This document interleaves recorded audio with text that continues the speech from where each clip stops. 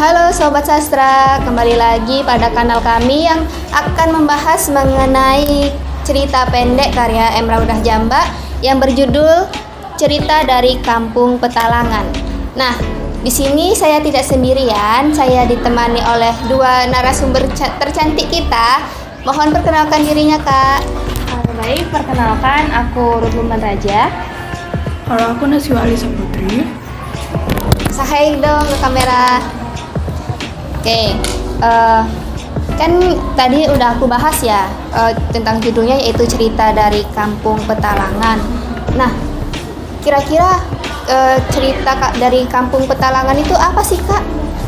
Oke, kalau untuk cerita dari Kampung Petalangan ini karya dari Muhammad Raudah Jambak, ini tuh mengangkat isu peran gender dalam keluarga. Nah, lalu kisahnya itu tentang seorang suami yang kehilangan pekerjaan, dan dia itu sementara istrinya punya istri namanya itu Mardiah ya. Dia itu mencari nafkah mereka berdua. Nah, hal ini menimbulkan konflik hingga berujung pada kejadian tragis. Oh, begitu ya. Jadi cerita ini tuh sangat beragam konfliknya ya, Kak.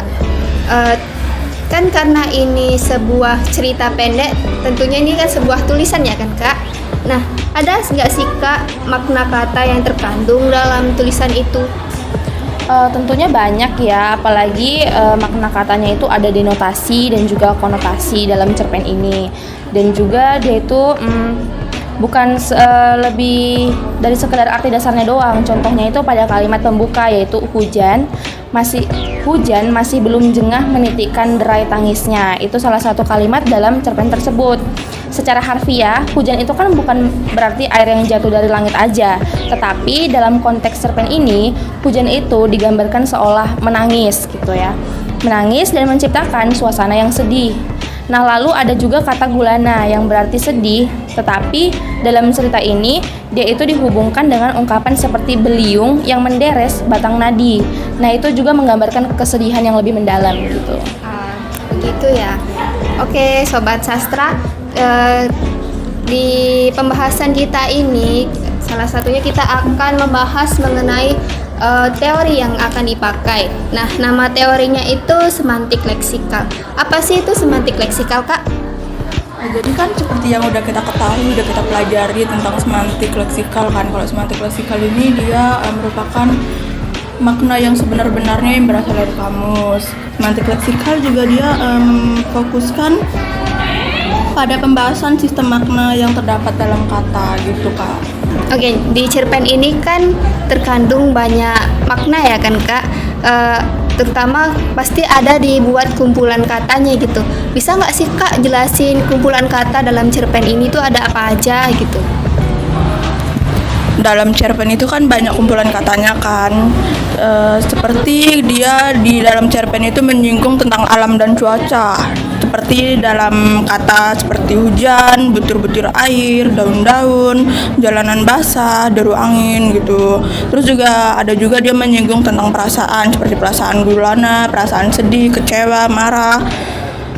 Terus juga ada menyinggung tentang rumah tangga seperti kata istri, suami, perkawinan, penceraian. Terus juga yang terakhir juga ada menyinggung tentang identitas gender dan peran, Kak, seperti pahlawan, kepala keluarga, suami gitu. Gitu ya, Kak. Jadi cerita ini tuh sangat menarik gitu ya kan, Kak. Selain membahas isu-isu mengenai masalah sosial, juga kita mengetahui kumpulan kata dalam cerita tersebut gitu. Oke, terima kasih kepada dua kakak cantik ini yang telah menemani aku membahas mengenai cerita dari Kampung Petalangan ini. Nah, aku juga mengundang dua narasumber lain. Nah, tapi sebelum kita mengundang mereka untuk masuk, karena kedua narasumber cantik kita ini ada kesibukan yang lain, jadi mohonlah saya mereka. Nah, inilah dua narasumber yang lain nih. Sebelum kita masuk ke lebih mendalam, bolehlah Kak dan Abang untuk memperkenalkan dirinya. Halo, perkenalkan saya Sala Jenari Matur. Lalu saya Reali Utapea. Oke, jadi Kak Sela dan Kak Renaldi ini narasumber yang aku undang selain dua kakak yang cantik itu tadi ya. Nah, dalam podcast kita ini atau yang kita bahas, tentunya ini kan lebih ke seperti diskusi dan analisis nih. Tentunya kalau dalam diskusi dan analisis kita nggak sembarangan cerita gitu doang, pasti ada tentang bagaimana metode penelitiannya terkait cerpen itu atau yang lainnya. Nah Kak, omong-omong di cerpen ini kita memakai metode penelitian apa ya? Nah, dalam penelitian ini kita menggunakan metode deskriptif kualitatif dengan menggunakan pendekatan kajian semantik leksikal. Metode ini bertujuan untuk mendeskripsikan bagaimana makna leksikal yang terkandung dalam cerpen serta bagaimana kata dan frasa tertentu digunakan untuk membangun makna dalam konteks cerita. Dalam pengumpulan data, kami menggunakan studi kepustakaan dan pencatatan data. Lalu hasil analisisnya disajikan dalam bentuk deskriptif naratif, di mana temuan penelitian akan dijelaskan secara rinci dengan menghubungkan konsep teoritis dan data dari cerpennya. Begitu, sangat menarik ya metode penelitiannya Kak. Lalu di dalam cerpen itu tentunya memiliki kata dengan banyak makna yang disebut dengan polisemi, atau kata yang dalam cerpen ini tuh memiliki makna ganda. Contohnya itu apa aja sih Kak? Nah, di dalam cerpen ini ada beberapa kata yang memiliki makna ganda. Contoh kalimatnya, Mardia selalu mengusung pulang sebelum maghrib menjelang. Itu bisa berarti membawa pulang barang dagangan atau membawa sesuatu dengan beban emosional.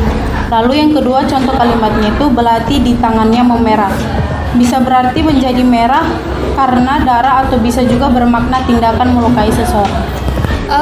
Jadi di dalam cerpen ini juga kita memakai bahasa diksi ya Kak gitu. Oke, selanjutnya nih di dalam cerpen tentunya banyak sekali hubungan kata nih.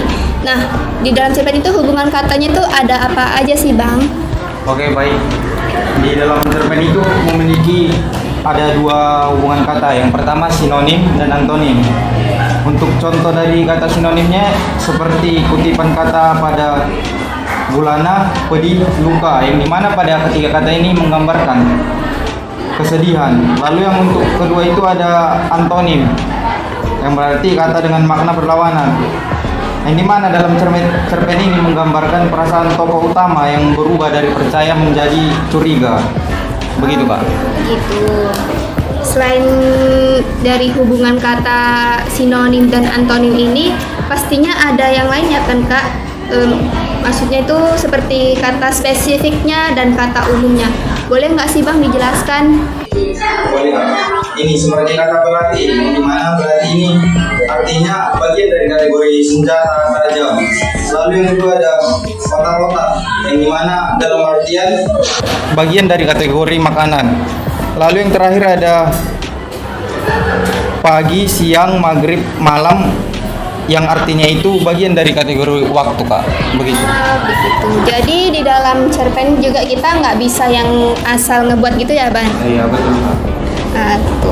Oke, terima kasih kepada kedua narasumber kita yang cantik dan ganteng ini. Nah, jadi teman-teman, kesimpulan dari diskusi kita di hari ini itu bahwa cerpen cerita dari Kampung Lalang karya M. Raudah Jamba ini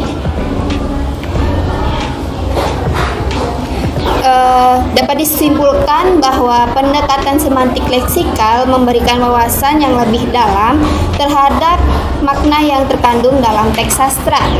Dengan memahami hubungan makna antar kata dan cara pengarang mengolah bahasa, pembaca dapat menangkap pesan dan kritik sosial yang ingin disampaikan oleh pengarang.